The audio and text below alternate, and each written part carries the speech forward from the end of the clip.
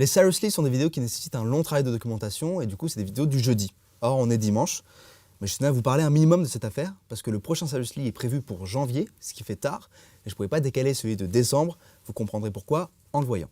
Cela fait plusieurs mois que le nom d'Adama Traoré apparaît de temps à autre dans les médias.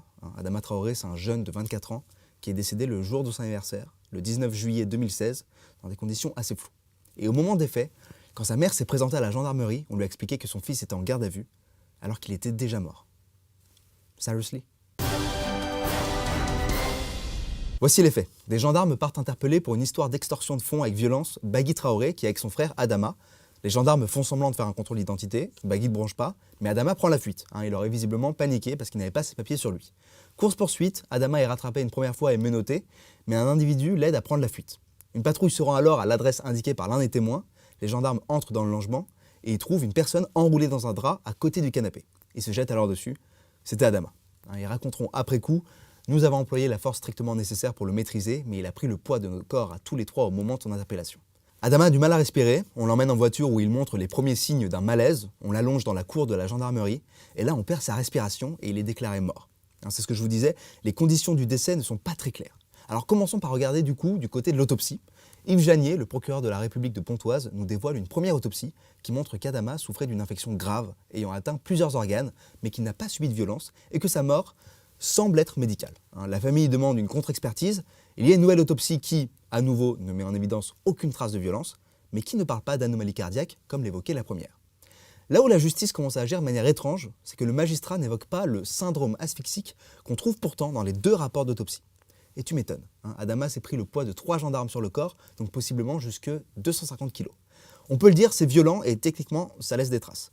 Et je ne vous parle même pas de la couverture médiatique qui est clairement honteuse. Les proches et les soutiens d'Adama se sont rassemblés à plus de 600 personnes à Gare du Nord à Paris, réclamant plus de vérité sur des circonstances du décès.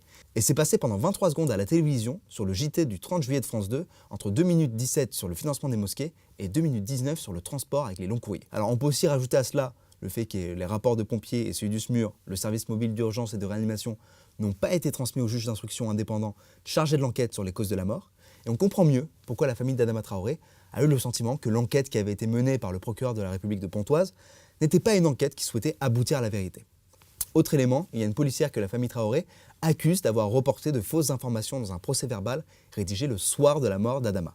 L'avocat de la famille précise qu'elle a aussi procédé à des actes d'enquête, genre mettre sous scellé des éléments de l'enquête, alors qu'on ne lui avait donné aucune instruction. Et de plus, Mediapart nous indique qu'elle a procédé à une saisie d'une pièce importante de l'enquête, sans en être manifestement habilitée à le faire. Ça commence à faire beaucoup. On peut ajouter un autre fait étrange dans cette affaire, celui qu'une enquête pour rébellion a été ouverte sur Adama après sa mort. Ça commence à faire beaucoup, trop. La famille Traoré décide donc de porter plainte contre la policière pour faux en écriture publique aggravée, dénonciation calomnieuse et modification de scène de crime. Ça, c'est le 6 août, sachant que quelques jours plus tôt, le 1er, l'avocat de la famille dépose une plainte pour violence volontaire et a entraîné la mort sans intention de la donner. Et du coup, la gendarme porte plainte aussi à son tour contre X pour dénonciation calomnieuse et aussi pour diffamation à l'encontre de Mediapart. Vous sentez donc la tension qu'il peut y avoir entre la famille d'Adama, menée par Assa, sa sœur, avec beaucoup de détermination et de sang-froid, et de l'autre côté, les autorités qui sont floues autour de l'affaire et qui ne sont pas vraiment impartiales, alors que c'est ce qu'on est en droit d'attendre d'eux. Mais cette tension, elle monte légèrement d'un cran après ce passage de Assa dans l'émission du Gros Journal, présentée par l'excellent Mouloud Achour. Normalement, le principe de l'émission, c'est qu'on déplace notre plateau là où est l'invité, mais cette fois-ci, on n'a pas pu. Pourquoi? La mairie n'a pas voulu. La mairie s'y oppose catégoriquement, c'est ce qui se passe depuis le début. Donc, nous sommes des habitants de Beaumont de presque 30 ans, mais nous avons été traités comme des inconnus. Donc on ne va pas se répéter, mais bon, on n'a toujours pas eu de condoléances, des bâtons dans les roues dès le début, dès qu'on veut mettre quelque chose en place.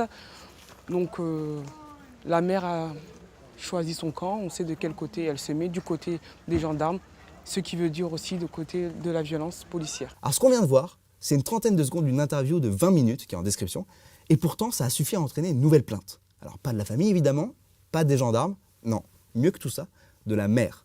Une plainte pour diffamation. La maire, c'est elle, Nathalie Groux, une élue UDI, Union des démocrates indépendants. Et pourtant, à ce moment-là, donc le 17 novembre, depuis le début de l'affaire, la maire ne s'est pas exprimée. Alors du coup, si vous voulez en savoir plus sur Nathalie Groux, il est possible que vous tombiez sur son Facebook, où on pouvait voir ce partage d'un post qu'on peut qualifier de raciste. Non, parce que quand on parle des citoyens de souche, on n'est pas en train de parler de menuiserie. Voilà. Donc au final, c'est peut-être pas plus mal qu'elle s'exprime pas. Alors forcément, quand on se met à la place de la famille d'Adama et de ses soutiens, il y a de quoi perdre son calme. Il y a un mort, beaucoup d'incertitudes autour, une volonté d'étouffer ce qui ressemble très fortement à une bavure policière, une absence de justice, une absence de reconnaissance du problème par les autorités, et même pire que ça, les autorités dont on pourrait attendre un soutien portent plainte contre vous. Et personne n'en parle. La classe politique est presque totalement silencieuse, il n'y a que les artistes, notamment de la scène rap, qui décident d'ouvrir un dialogue, et même quand ils veulent le faire, les médias se permettent de flouter les messages. Et même quand le souci est amené aux politiques par le député Pouria Amil Shahi, eh bien le soutien, il n'est pas vraiment là. Je n'aspire qu'à une chose, c'est au respect. Et le respect, il commence par la reconnaissance du travail que font les forces de l'ordre pour assurer la protection des Français dans un contexte extrêmement difficile. Waouh! Bernard Cazeneuve ne cite pas une seule fois le nom d'Adama Traoré. Alors j'avoue, je ne m'y attendais pas à celle-là. Donc voilà, malgré des soutiens, il y a de quoi se révolter, et c'est donc naturellement ce qui se passe. Il y a de nombreuses altercations entre les soutiens d'Adama et les forces de l'ordre, qui ont, on va pas se mentir, la charge facile.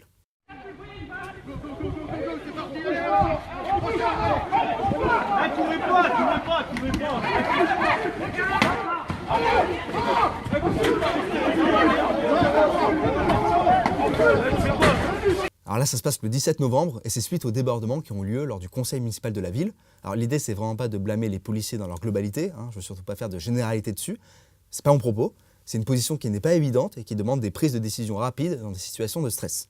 Mais suite à cela, ce sont deux frères Traoré qui ont été interpellés pour violence, menaces de mort et outrage envers des gendarmes et policiers municipaux. Et en attendant leur procès du 14 décembre, ils sont incarcérés. Le tribunal les ont placés sous mandat de dépôt pour éviter les pressions sur les témoins, notamment ceux qui n'ont pas encore été entendus. Alors ce n'est évidemment pas quelque chose qui va calmer les esprits, comme le disait Assa Traoré, la violence appelle à la violence et le calme appelle au calme. Le comportement des autorités dans cette affaire est loin de ce qu'on pourrait attendre d'un État républicain qui prône les valeurs que prône la France.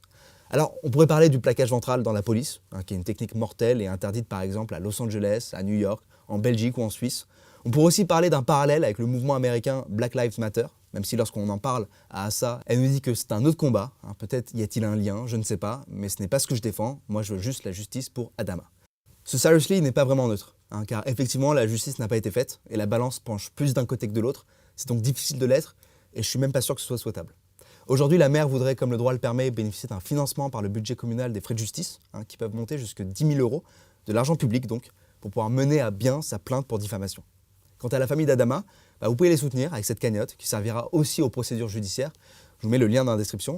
Mais vous pouvez aussi les soutenir en parlant et en faisant le travail des médias, comme l'ont fait 13 000 personnes sur Twitter mercredi 23 novembre, ce qui a permis au hashtag « Je soutiens la famille Traoré » de devenir premier trending topics de France. Mon but ici, c'est de mettre la lumière sur certaines irrégularités de la justice pour que plus de gens s'intéressent à cette affaire, car même si aujourd'hui on n'a pas toutes les informations, la gestion de l'affaire du côté de l'État comme du côté des médias est plutôt inquiétante. J'espère que l'affaire d'Adama Traoré est maintenant plus claire pour vous, que vous la connaissiez ou non. Vous pouvez aller plus loin puisque toutes les sources sont dans la description. Je voulais exprimer aussi mon soutien envers la famille d'Adama Traoré et à tous ceux qui se battent pour lui. Vous pouvez aussi soutenir le projet avec le Tipeee que je mets là et qui est aussi en description. Voilà, n'hésitez pas à me suivre encore une fois sur les réseaux sociaux, Facebook, Twitter, Snapchat. On se retrouve très bientôt pour une prochaine vidéo sur ma chaîne, donc sûrement jeudi. Passez une très bonne journée ou une très bonne soirée, ça dépend quand est-ce que vous regardez cette vidéo. Love, peace, ciao.